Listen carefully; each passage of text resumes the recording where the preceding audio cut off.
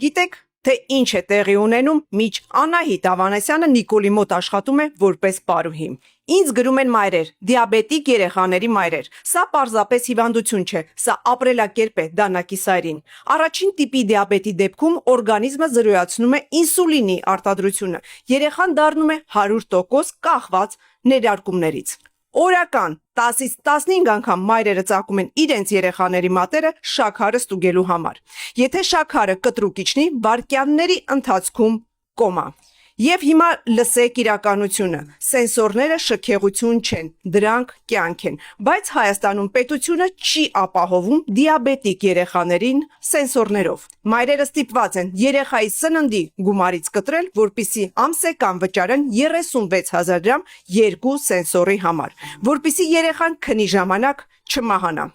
Իսկ հիմա ամենաանմարդկային մասը 18 տարեկանում պետությունը հայտարարում է դու առողջ ես։ Հանում է հաշմանդամության կարգը, կտրում են թոշակը, զրկում են անվճար բուժ սպասարկումից։